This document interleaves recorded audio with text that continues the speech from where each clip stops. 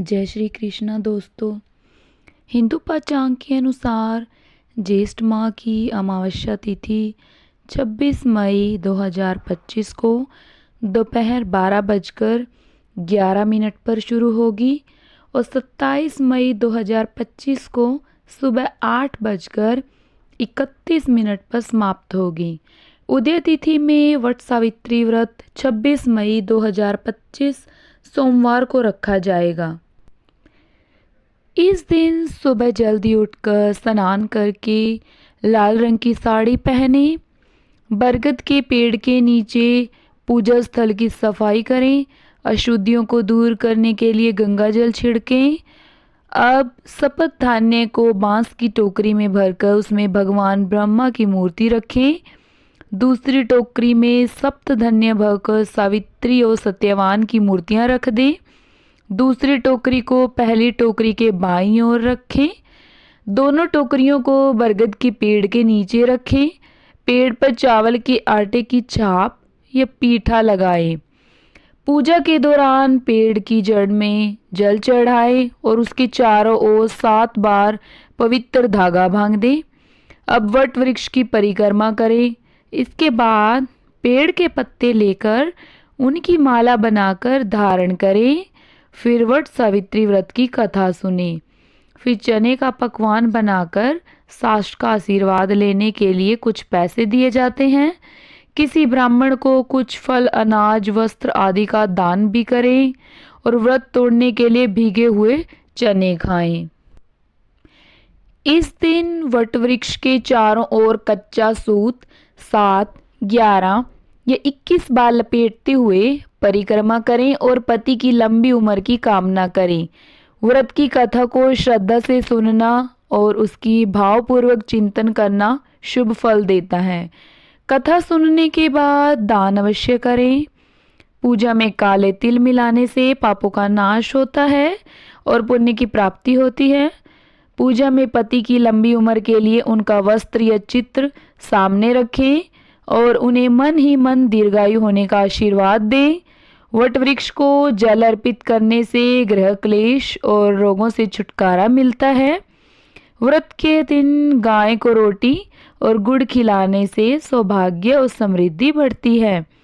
सुहाग की सामग्री चूड़ी, बिंदी, सिंदूर, आलता आदि किसी सुहागिन को दान करने से अखंड सौभाग्य की प्राप्ति होती है। वट सावित्री व्रत में सिंघाड़े के आटे से बनी चीज खाई जा सकती है। वट सावित्री व्रत में स्त्रियां केवल फलाहार करके भी व्रत रख सकती हैं। व्रत में मौसमी फल जैसे लीची, आम, खरबूजा, तरबूज आदि का सेवन कर सकते हैं। इसके अलावा आप व्रत में नारियल का पानी भी पी सकते हैं।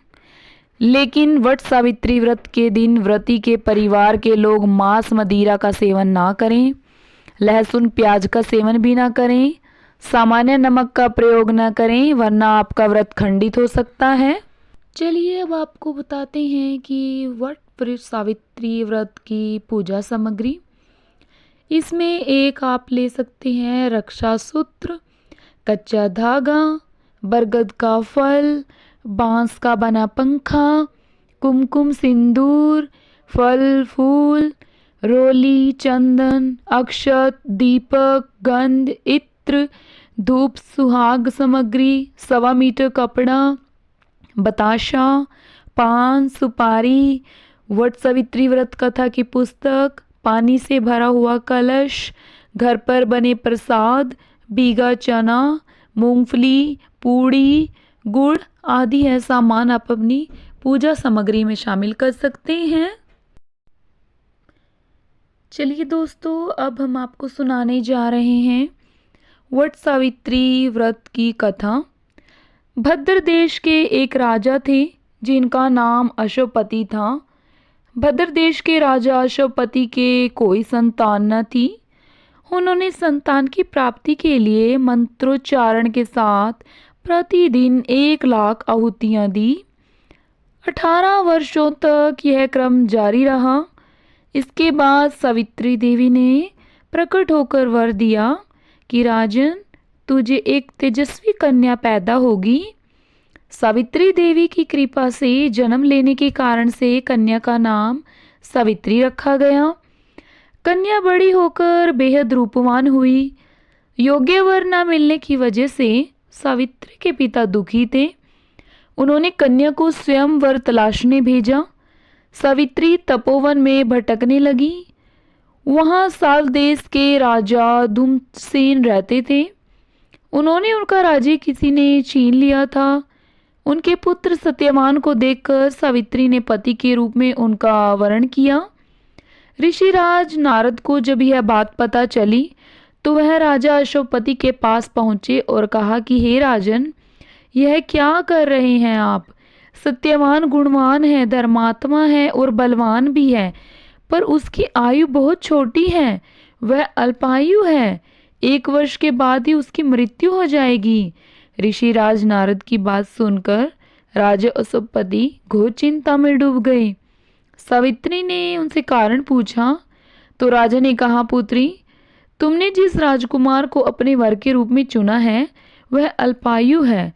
तुम्हें किसी और को अपना जीवन साथी बनाना चाहिए।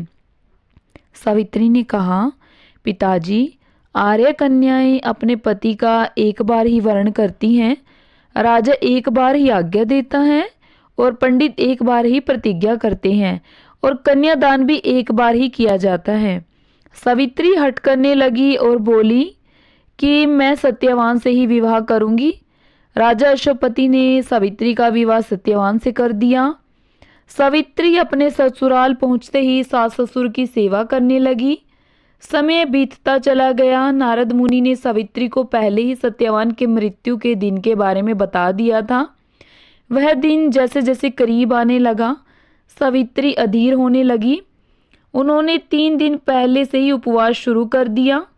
नारद मुनि द्वारा कथित निश्चित तिथि पर पितरों का पूजन किया। हर दिन की तरह सत्यवान उस दिन भी लकड़ी काटने जंगल चले गए थे। साथ में सावित्री भी गई। जंगल में पहुंचकर सत्यवान लकड़ी काटने के लिए एक पेड़ पर चढ़ गए। तभी उसके सिर में तेज दर्द होने लगा। दर्द से व्याकुल सत्यवान पेड़ से नीचे उतर गए। सावित्री अपना भविष्य समझ गई। सत्यवान के सिर को गोद में रखकर सावित्री सत्यवान का सिर सहलाने लगी। तभी वहां यमराज आते दिखे। यमराज अपने साथ सत्यवान को ले जाने लगे। सावित्री भी उनके पीछे पीछे चल पड़ी। यमराज ने सावित्री को समझाने की कोशिश की कि यही विधि का विधान है, लेकिन सावित्री नहीं मानी। सावित्री की निष्ठा और पति परायणता को देख यमराज ने सावित्री से कहा कि हे देवी, तुम धन्य हो, तुम मुझसे कोई और वरदान मांग लो। सावित्री ने कहा, मेरे सास ससुर वनवासी और अंधे हैं, उन्हें आप दिव्य ज्योति प्रदान करें। यमराज ने कहा, ऐसा ही होगा, जाओ अब लौट जाओ। लेकिन सावित्री अपने पति सत्यवान के पीछे पीछे चलती रही। यमराज ने कहा कि देवी तुम वापस जाओ। सावित्री ने कहा, भगवान, मुझे अपने पति देव के पीछे पीछे चलने में कोई परेशानी नहीं है। पति के पीछे चलना मेरा कर्तव्य है। यह सुनकर उन्होंने फिर उसे एक बार वर मांगने के लिए कहा। सावित्री बोली, हमारे सासुर का राज्य छीन गया है, उसे पुनः वापस दिला दे। यमराज ने सावित्री को यह वरदान भी दे दिया और कहा, अब तुम लौट जाओ। लेकिन सावित्री पीछे पीछे चलती रही। यमराज ने सावित्री को तीसरा वरदान मांगने को कहा। इस पर सावित्री ने 100 संतानों सौभाग्य का वरदान मांगा। यमराज ने इसका वरदान भी सावित्री को दे दिया। सावित्री ने यमराज से कहा कि प्रभु, मैं एक पतिव्रता पत्नी हूँ और आपने मुझे पुत्रवती हो का आशीर्वाद दिया है। यह सुनकर यमराज को सत्यवान के प्राण छोड़ने पड़े। यमराज अंतर्ध्यान हो गए और सावित्री उसी वट वृक्ष के पास आ गई जहां उसके पति का मृत सिर पड़ा था। सत्यवान जीवंत हो गया और दोनों खुशी खुशी अपने राज्य की ओर चल पड़े। दोनों जब घर पहुंचे तो देखा कि माता पिता को दिव्य ज्योति प्रदान हो गई है। इस प्रकार सावित्री सत्यवान चिरकाल तक राज्य सुख भोगते रहे। यह थी आज की सत्यवान और सावित्री की कथा। इस कथा का श्रवण करने वाले को सौभाग्य की प्राप्ति होती है। आपको यह कथा कैसी लगी कमेंट में ज़रूर बताइएगा और कमेंट में सत्यवान और सावित्री की जो आपने कथा हमारी सुनी है आपको कैसी लगी इसकी राय दीजिएगा। जय भोलेनाथ, जय माँ लक्ष्मी।